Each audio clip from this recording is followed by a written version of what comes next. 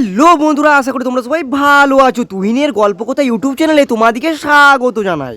তো বন্ধুরা, post office GDS নিয়োগ 2026 তোমরা যারা ফর্মটা আবেদন করেছো এবং রেজাল্টের অপেক্ষায় আছো, তো আমি তোমাদের জন্য একটা গুরুত্বপূর্ণ আপডেট নিয়ে চলে এসেছি এবং তোমাদের ফার্স্ট মেরিট লিস্টের রেজাল্টটা কবে আউট হবে সেটাও তোমাদেরকে আজকের এই ভিডিওটির মাধ্যমে জানিয়ে দেবো।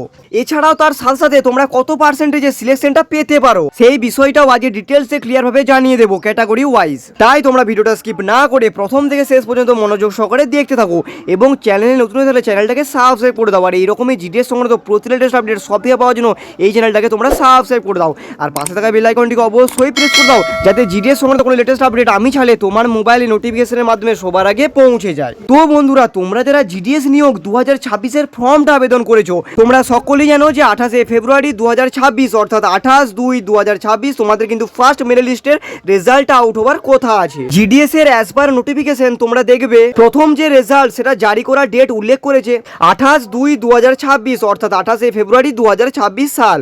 মানে আজ 27 ফেব্রুয়ারি 2026, তোমাদের 28 ফেব্রুয়ারি 2026 তোমাদের জিডিএস এর প্রথম মেরিট লিস্ট আসার কথা আছে। এবার এই যে লিস্ট তোমরা দেখবে এখানে 90% নাম্বার পেয়ে অ্যাপ্লাই করেছিল কিন্তু সিলেকশনটা পায়নি।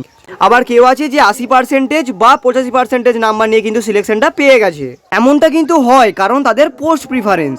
সেই জন্যই আমি তোমাদেরকে পোস্ট প্রিফারেন্সটা ভালো করে দিতে বলেছিলাম এবং সঠিক জায়গায় পোস্ট প্রিফারেন্সটা দিতে বলেছিলাম। তো তোমাদের জিডিএস এর রেজাল্টটা আউট হবার কথা কবে আছে না 28 ফেব্রুয়ারি 2026। এইবার জিডিএস যে 28 ফেব্রুয়ারি 2026 রেজাল্টটা বেরোনোর কথা বলেছে সেটা কিন্তু অ্যাজ এ টেন্টেটিভ ডেট, মানে সম্ভাবনা।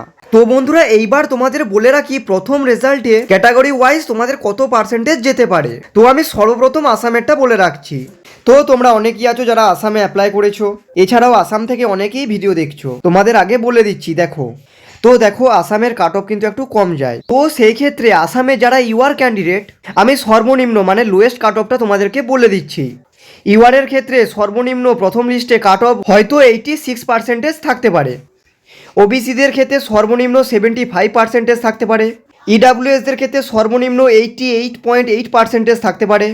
এসসিদের ক্ষেত্রে সর্বনিম্ন আসামে 82.4% থাকতে পারে। এসটিদের জন্য আসামে সর্বনিম্ন 81.8% থাকতে পারে। আর পিডাব্লিউদের জন্য সর্বনিম্ন 72.2% থাকতে পারে।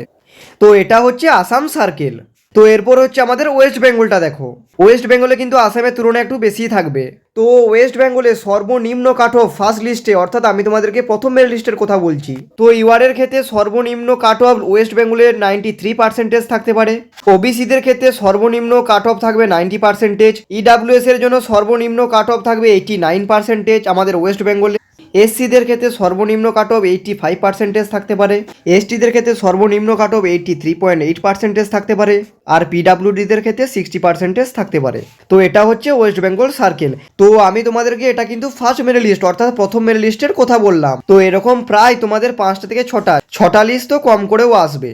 তো একটা করে লিস্ট আসতে থাকবে এবং তোমাদের কাট অফ কিন্তু একটু করে ডাউন হতে থাকবে। তো এবারে সব থেকে বড় বিষয়, তোমরা সকলেই জানো যে এবারে ডকুমেন্ট ভেরিফিকেশনে লাগু হচ্ছে এসডিভি মেথড অর্থাৎ সিস্টেমেটিক ডকুমেন্ট ভেরিফিকেশন।